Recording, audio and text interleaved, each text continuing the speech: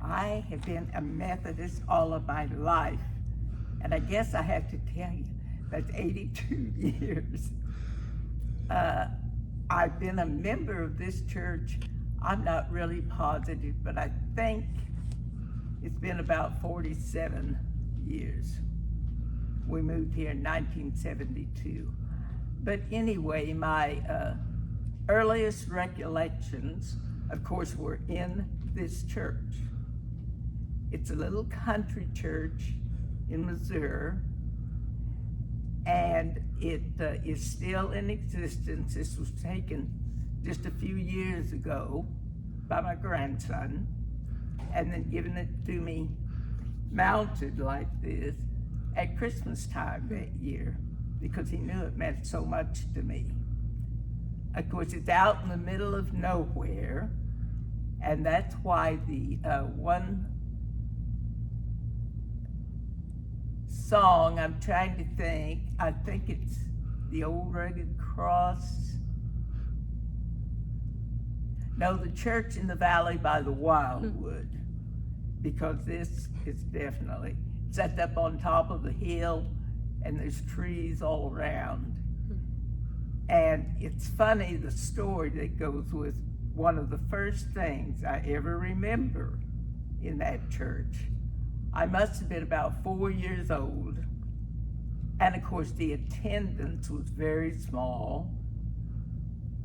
Even at that time, probably maybe 30 members.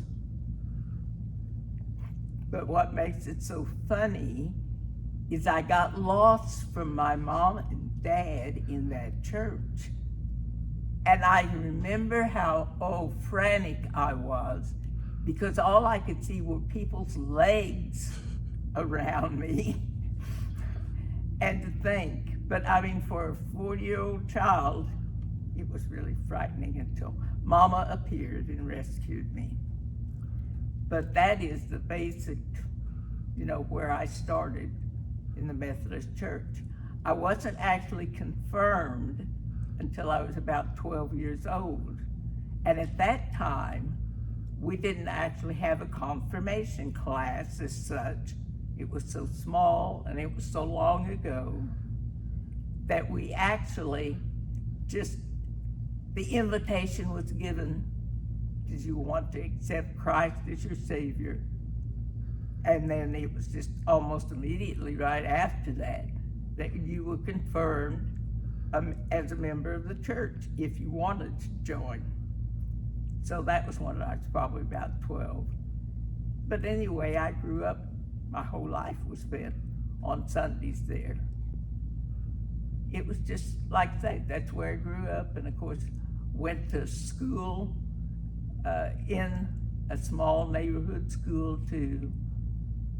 And it wasn't until my 8th grade that I actually went into the big town of Montrose, which I attended high school there. And there were, I think, 20 in my graduating class. Wow. That's how small. So that's how I started out. I've been all my life a Methodist. I just feel so fortunate that I was from an early age given the roots to let my faith grow on. Because I think of people that don't know anything about Jesus. And that's why I support missionaries, whether they're here in the States or whether they're overseas, because it's so important. And if they don't have that root, but it can be acquired, maybe even in later life, the roots. But I just feel fortunate that my roots started in the small little church in Missouri at a young age. I think, if I could put it in a couple of sentences, It's the fact of belonging to a religious organization, because that's what it is, that believes in Jesus Christ as their Savior, believes that the Bible was inspired by God, but that we have right to question. And although we can definitely and should start in our own community, the fact that we're interconnected and that we end up throughout the whole world, in other words. I really, really like that about being a Methodist.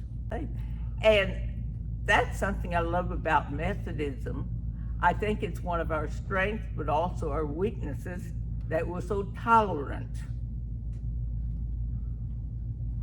And by our strength, I mean because we accept anybody that professes that Jesus Christ is their Savior. Yep. But a lot of people point their finger at us and say, those tolerant old Methodists. I love this church, yes. Not the church building. And that's what I think was brought home because of the tornado. Tornadoes. But I mean, the first time, well, you've heard the story naturally. And everybody from around here knows the story.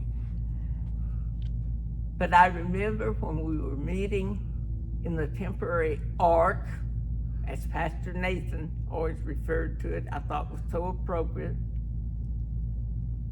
But we had a session about how everybody felt.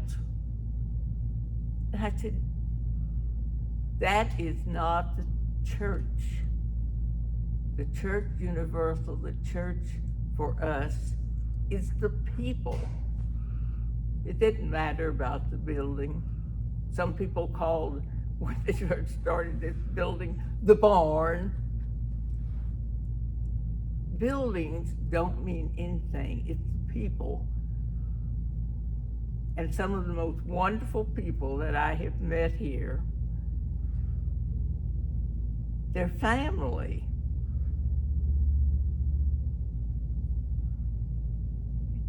Some closer than others, naturally. But right now, I feel with this church, and I have for years now, the diversity that we have here. That is the beautiful, wonderful thing about it. And yet we're still family.